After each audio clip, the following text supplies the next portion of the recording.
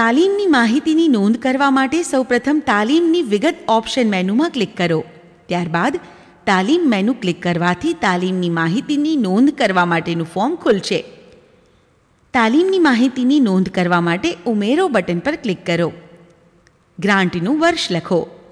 Grant સદર લખો.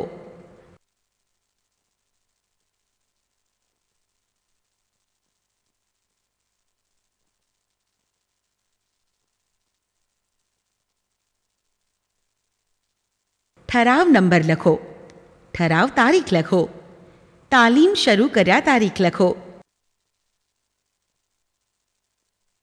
તાલીમ પૂરી કર્યા તારીખ લખો.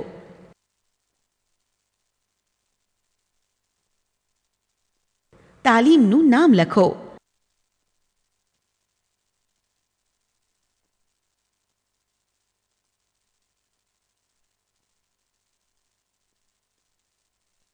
દરખાસ્તની માહિતી લખો.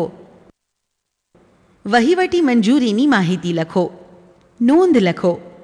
જો કોઈ દસ્તાવેજો સ્કેન કરેલા જોડવા હોય તો દસ્તાવેજ બટન પર ક્લિક કરીને તે પસંદ કરી શકો છો. પસંદ કરેલ દસ્તાવેજોને જોવા માટે જુઓ બટન પર ક્લિક કરવાથી તેને જોઈ શકશો. પેડ વિગત ટેબ પસંદ કરો. માહિતી લખો.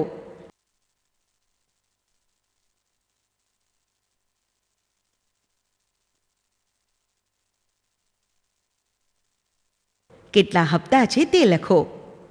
ગ્રાન્ટની રકમ લખો. ત્યારબાદ ઉમેરો બટન પર ક્લિક કરતા ચૂકવણીની વિગત ગ્રીડમાં આવી જશે. જો ચૂકવણીની વિગત કાઢી નાખવી હોય તો ચૂકવણીનું નામ પસંદ કરી કાઢો બટન પર ક્લિક કરતા તે નીકળી જશે. તાલીમની વિગત ટેબ પસંદ કરો. તાલીમનું નામ લખો.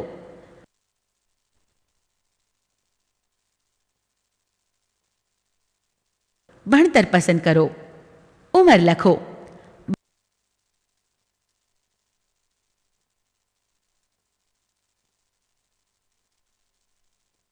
બીપીએલ નંબર લખો. સરનામું લખો.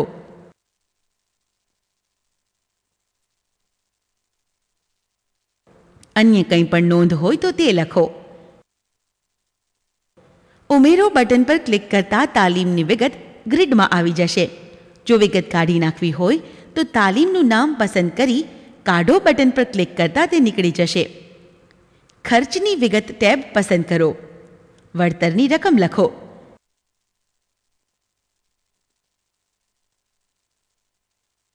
ટ્યુશન ફીની રકમ લખો. કાચા માલના ખર્ચની રકમ લખો. કુલ ખર્ચની રકમ લખો. ઉમેરો બટન પર ક્લિક કરતા ખર્ચ વિગત ગ્રીડમાં આવી જશે. જો વિગત કાઢી નાખવી હોય તો ગ્રીડની લાઇન પસંદ કરી કાઢો બટન પર ક્લિક કરતા તે નીકળી જશે. સાચવો બટન પર ક્લિક કરતા તાલીમની નોંધ થઈ જશે.